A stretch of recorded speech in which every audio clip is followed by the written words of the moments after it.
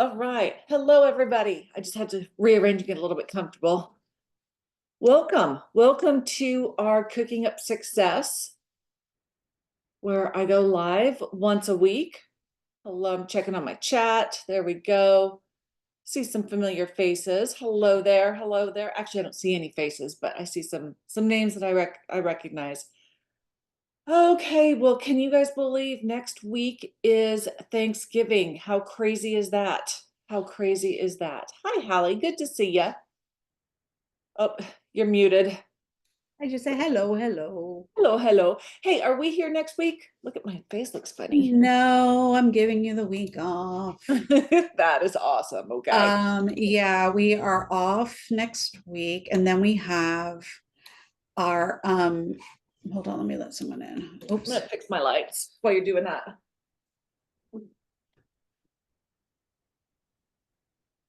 There we go. It's looking a little Yeah. washed out. We're off next week, and then you're out of the office on the week after, and then we have the launch. Oh, good. Then we have our Rolling in workshop. the dough, and then our last one will be State of the Union, a State of the Union address. Oh, that'll be fun. That'll be Yeah, super fun. yeah. Okay, good, good, good, good. So we have some things coming up. I'll let you guys know about that specifically here in just a second. Okay, fantastic. Well, for those of you who might be a little new around here, my name is Michelle Lynn. I am the owner of ML Interiors Group, which is an award-winning interior design firm in Dallas, Texas. I am a trusted advisor to small business owners in interior design. So I have been featured in Forbes, Southern Living, Modern Luxury, Martha Stewart, Home and Garden, and a handful of other publications. And I serve designers who have achieved 5 figures in revenue and want to scale to multiple six and do it when still maintaining profits and passion. So what I mean by that is that it's great if you have 6 figures or 7 figures in revenue, but if very little of it is profit, who wants to be working that hard? And then on the other hand, is who wants to be working so hard that they don't have a life? So my strong suit is teaching interior designers how to balance it. So we're going to be talking a little bit about that today too. Our topic today is going to be building a business on the side. And so quick question while I am going over a couple of details is comment in the chat and let me know if you are currently in business full-time, and if so, how long, or if you're still doing it part-time, and if so, how long. So that's what we're going to be talking about today. Let me see. Okay. Watching the chat. Here we go, guys. I'm watching the chat. Bring it on. Bring it on. While we're doing that, let me also say that 81% of business owners, this is an official statistic. 81% of business owners started their full-time business as a side hustle. So Danielle, you've been in business full-time for 5 years now. Awesome. Awesome, awesome. Liz is working full-time for a company designing kitchens, but wants to start the design business on the side. Rock on. W. Donahue is new to side hustle. Okay, good. Good, good, good. This it also helps me understand who's in the audience so that as I bring this conversation going today, I can tailor it on the fly. And Sunny is trying to start your business on the side. Okay, good. This is good for you guys. Oh, two quick things before we dig into the content. On Monday, December 9th, we are starting our last workshop of the year. It is Rolling in the Dough. This is my signature workshop, Rolling in the Dough, how to qualify, quote, and close amazing clients while you're baking your profits into the project. Hallie just dropped the link into the chat there. It's a 5-day workshop. And we have concierge, we have workbooks. It's my signature workshop. And it is really just a great opportunity to dial in some of your details in your sales process. And if you don't have a sales process, here you go, you get one. We also, I'm doing master classes, I think on a weekly basis. And it is called Pricing, Profits, and Margins where I'm teaching you how to work your fees, how to work selling your furniture, and knowing some of your numbers. It just really is insightful in how to navigate your business and your numbers. Don't be scared of the math. It's really pretty simple. So Hallie has dropped in both of those links. So if you're here and you're just eating up all sorts of free content, you cannot miss these two. You cannot miss these two. And they're completely they're good standalone content, and they are there's no crossover. There's no crossover, so it's all fresh. Okay, so we are talking about starting your business as a side hustle. When I started my business, I was still 100% full-time in a corporate job. So it was a side hustle for me for quite a while, actually. And it was funny. Here's the story. I started my business in 2008. It was the year I got married. We bought a house and I started my business, and then the market crashed in 2008. So it was quite the year, but it just goes to show that, you know, with a little bit of resilience and determination, even with today's, you know, hinky market the way it is today, you don't need to worry about it, because as long as you start with some of the things that I'm going to be telling you, it's putting down a great foundation. And it's not only have I done it, but I've coached many designers that either worked part-time or full-time jobs while they ramped up their design business. In fact, one of my recent bakers, her name is Trenell, she was working full-time at a corporate job, and within the year of being in the bakery, she went full-time in her own business. The bakery is my signature paid program. It's a year-long mentorship program. It's called the Interior Design Business Bakery.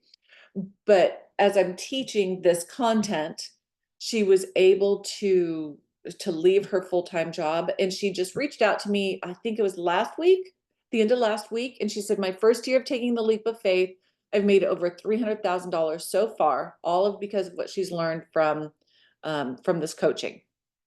So how do designers juggle it? It's not a circus. We're not in there doing too many other juggling, but there's some tips and some processes that we're going to talk about today that will help you hang on to your sanity as you navigate either a side hustle or just, you know, some general foundational items for some of those of you who have been in business full time. So you guys will get some good content from this as well. And I want to start by saying, begin with the end in mind. What kind of a company do you want to have? And this is done by identifying what sort of projects do you want to have? What sort of clients do you want to have? Do you want to have a team? What sort of financial goals do you have? And keeping in mind that this is not going to come to fruition within the first 30, 60, 90 days. But what are you looking at? What do you want 5 years? What do you want in 3 years? And then what do you want at the end of this year? So begin with those visions and dreaming. As you're doing that, and this was something that I didn't do very well when I started, so I'm telling you more along the lines of what to do, not what I did, but come up with a life and a schedule that works for you. I came from corporate, and I had been working my tail off since I was about 16 years old. So I was just like dealing with the grind. Like, you're the first one in the office, you're the last one to leave. You don't have to do that. I don't recommend that you do it. Find a life that works for you. Find a schedule that works for you. I'm working on changing my schedule so that I'm picking up my child at 3 o'clock every day from school. That looks a little bit different than being the last one in the office every day. But think about what the dream is and build it around that. If you're not clear on these things from the beginning, what's going to happen, again, this is from experience, is you're going to take on any job at any price, and you're going to end up burning yourself out. Okay? You're going to end up not enjoying the job, not enjoying the clients, because you are saying yes to anything and everything. And it's just as important to learn how to say no than it is to say yes. So it is okay to be selective right from the start. Now, let me put a disclaimer on that. You still have to pay the bills. You still have to earn a living so that you can start, or you still need to earn money to put back into the business. So even though it's not a sexy job, and even though it's not paying you what you want to be paid in the long run, sometimes you do just have to take a job to take a job. But don't take the jobs where you get that little, wiggly feeling in your tummy that the clients is going to be a pain in the booty. So here are some things that I think will help you that are very effective that you can do just pencil to paper. And then you have to hold your own end of the bargain and honor what you've written down. Start with your services. What sort of services are you going to offer? You are 99% not likely to start your business and be offering full service, turnkey, concierge, interior design business. Now, if that's the case, call me and tell me how you did it. But for the most part, you're going to end up doing other jobs that are going to be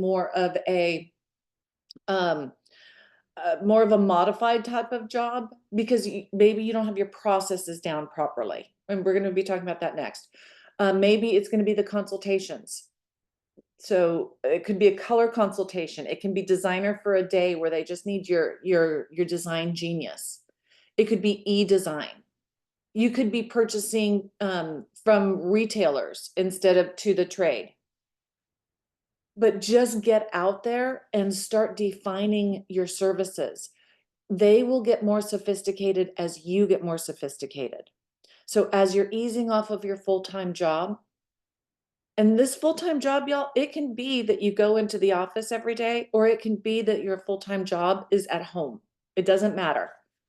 But you can ease off of that a little bit, and you can increase your skill set and be offering more of a full service, turnkey, white glove interior design service. I mentioned it a minute ago, your processes. Tell me in the chat how you guys feel on a scale of 1 to 5. Do you have processes built into your business? Everything from the minute that somebody calls you through the minute you are done with a project. And you're like, okay, we're finished. This is beautiful. I've got my photographs. They're up on the website. I'm good to go. On a scale of 1 to 5, 1 being that, oh, I didn't even know I was supposed to have processes, and 5 being I am a master at processes. 1 to 5, for those of you who've even just dabbled in this, okay? There's no judgment. This just gives me an understanding as to what we're going to talk about in this next segment of my conversation. 1 to 5. Good. Dabbles 2, hey Fez 1, good. Okay, thank you guys. I appreciate this. Processes 2, Liz Mulhern. Okay, good. 2, Keisha, rock on, you're at 5. 2, okay, good. Okay, so you should have them. Casey's a 4, Shanice. Okay, good, good, good, good. Thank you guys. This is so appreciated to have this interaction. Let me start by saying that processes are going to provide you with the sanity and the profitability of a business, okay? Most of us come into this industry because we're really good at what we do. We're really good designers. We're really good decorators. We're really good at making homes feel comfortable and homey and just, all the fun stuff, right? But if you're going to be doing this, it needs to be treated like a business. So while every project is different, your process should be the same. And then this is also as you're coming from a part-time business and trying to move it into a full-time employment for yourself. Sorry, I've got an itch. The processes that you have in place will help you especially when you have limited time.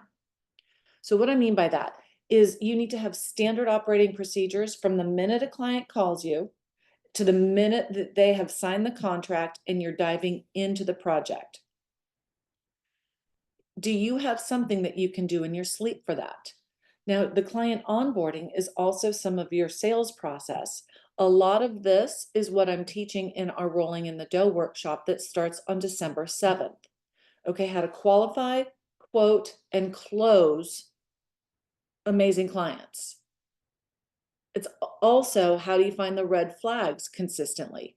How do you tell the client no, that you're not going to be the right solution for them?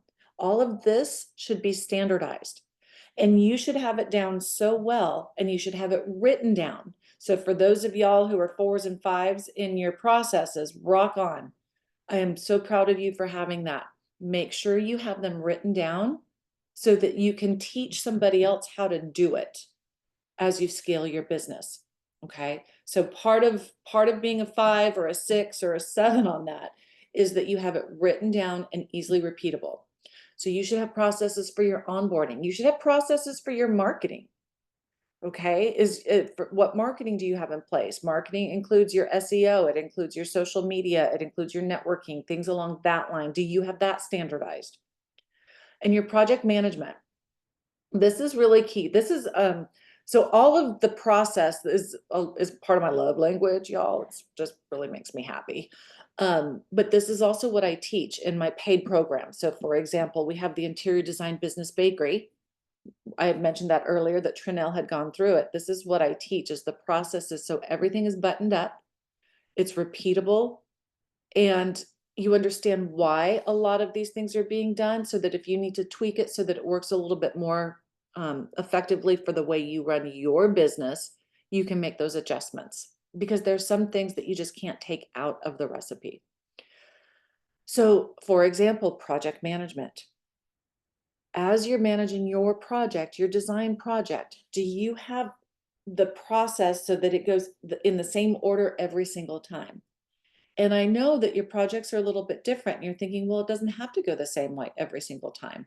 And I'm here to tell you, in my opinion, that if it goes the same way every single time, that you are not going to miss any details. Your clients are going to know exactly what to expect as you start to scale your business. Or even if you're having a bad, day or month, imagine that you've got, a kid homesick, or if you're not getting along with your husband. I mean, there's times that we go through life that isn't just a bad day, but it could be a bad month. It could be a bad quarter, like whatever that looks like. You need to be able to fall back on your autopilot. It's just like driving home. It's like driving to the grocery store or driving home.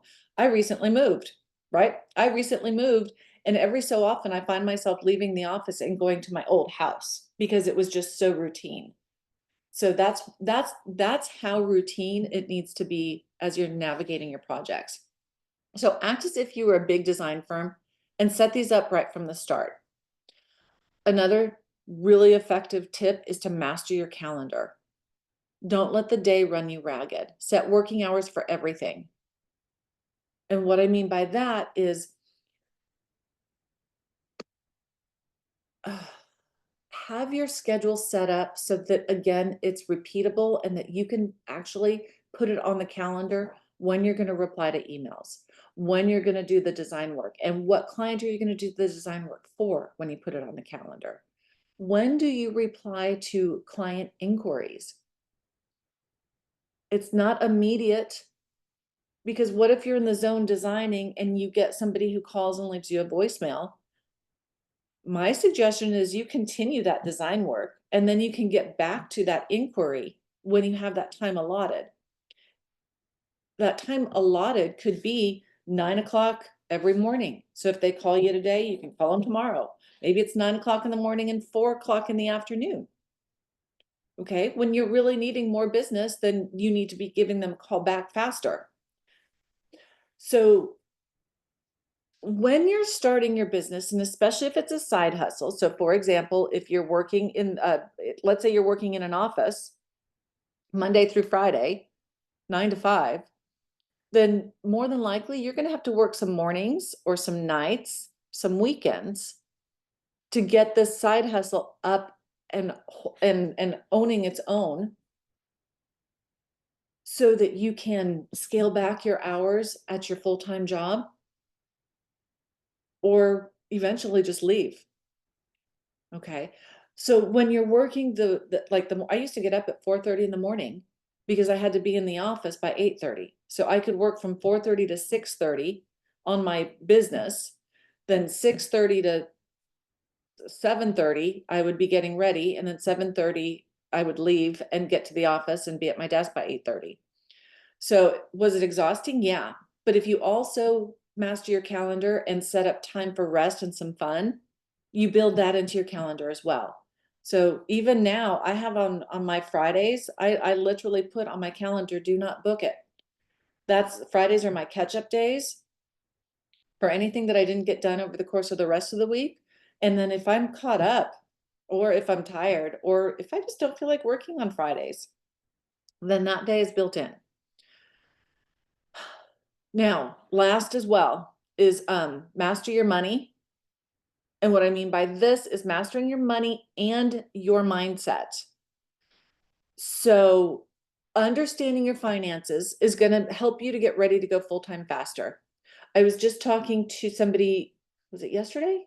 Yeah, yesterday, Maria, and she was talking about how she wants to get out and be doing her business, and she wants to be doing it well enough that not, she's not making money just because she's new at her business. She wants to get out and make money immediately. So you want to know, how do you price your business properly? Okay, if you're just starting your business now and you're charging 75 bucks an hour, you're leaving a lot of money on the table. Okay, how do you price it? How do you create a value-based flat fee? Okay, what should your margins be when you're selling furniture? Okay, and how do you go about explaining that to the client? So you're pricing your profits and your margins. I mean, that's in that free master class. So scroll back up to that link where Hallie did it and come join us tomorrow. Okay, there, you don't even have to scroll up. She just drop it right in. Paying yourself. Y'all need to make sure that you're setting yourself up on a salary immediately and start paying yourself. Not everything needs to go back into your business right away. The more you start paying yourself, you're gonna navigate in a different mindset, because you have to pay yourself and then you have to cover the business expenses. Okay. Right now, you can invest back into the company while you have another income, but the goal is that that's not going to be your security blanket for much longer. So how does that feel to you guys? Wholeheartedly agree. Yay. Thank you, Danielle. I appreciate that. What kind of questions do you guys have? I've got a little bit of bandwidth for questions today. You should at least set aside owner pay if this is a side hustle as well. Yes, Danielle, absolutely. In any instance, you should be paying yourself, because right now, if you have the secondary income, if your design is your secondary income, you're not relying on it. But if you start paying yourself and you can start giving yourself pay raises consistently, you will be able to see when you're going to be able to leave your full-time job with intention and still be able to pay yourself what you need to pay. So let's just say you're in a job right now that's paying you, and I'm just making these numbers up, okay? Let's say you're getting paid $75,000 a year in your full-time job, okay? But you know you only need to make $50,000 a year to cover your own personal expenses. Well, then as you're working in your business and you can see that you're consistently giving yourself pay raises and you're getting, maybe you're paying yourself $20,000 a year from design, then you're paying yourself $30,000, and then you're paying yourself $40,000. You know that you're really close to that point where you're going to be able to cover all of your personal expenses. And then you're going to be working on bumping yourself back up to that $75,000 income, to a $100,000 income. Okay. And that's income. That's what you're paying yourself. That is not necessarily your revenue. Your revenue can be 75 or $750,000. Your revenue can be $1 million. Your revenue can be $500,000. It's what you're paying yourself that is what you take home and what you pay your personal bills with. Okay, a couple of questions. Rania, how much in money and time do you suggest you need to launch strong? Rania, I wish I had a formula for that, babe. everybody's going to be a little bit different. Everybody's going to have different personal expenses that they're going to need to cover. We've had people come through the bakery, okay, or with some of my one-on-one coaching. They have a support system at home or enough of a nest egg because they have been working that they can leave their full-time job, and between some of their the savings that they set aside and their spouse's income, that, you know, they don't have the pressure that other people that I had when I started my business, that some of the other bakers have had, that maybe some of you have, that you need, you know, apples to apples with your income, whatever that looks like. So it's going to be a little bit different. W. Donahue says, any tips on the marketing services? Does it depend on the clients or project types you want to attract? Yes, W. Donahue, that is a whole topic, and I'll bet you Hallie might have a link to a training on that, because we do have some trainings on that up in the guides section in Facebook. So if you guys are in the Facebook Launchpad, when you get back over there, go up to the guides section and you'll see some of these little mini trainings in that respect.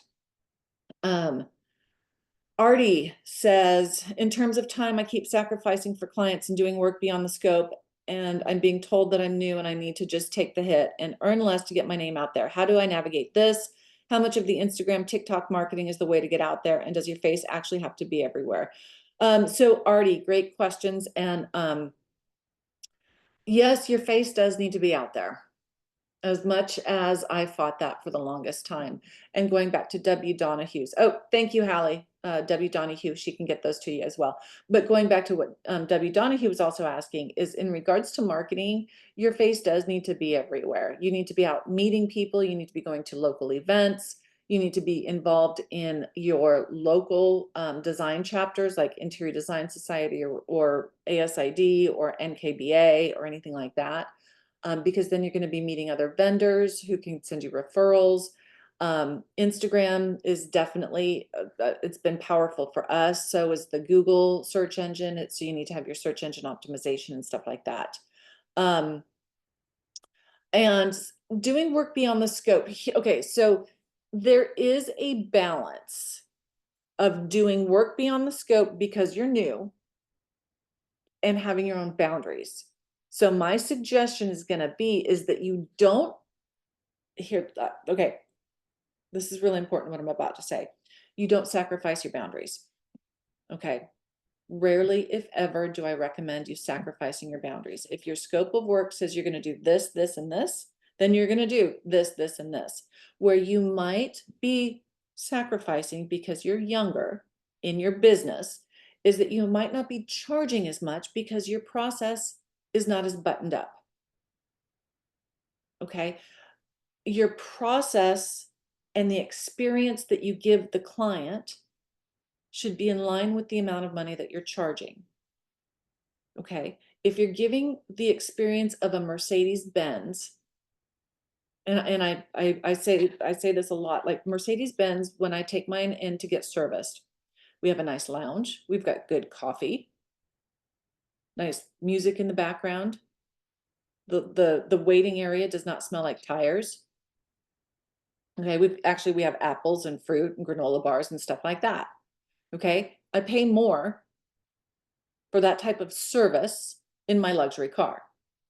Okay, if I was driving a Mazda, they're not going to have the organic fruit and the organic fruit and the I don't know what's the luxury coffee machine, and the place smells like tires.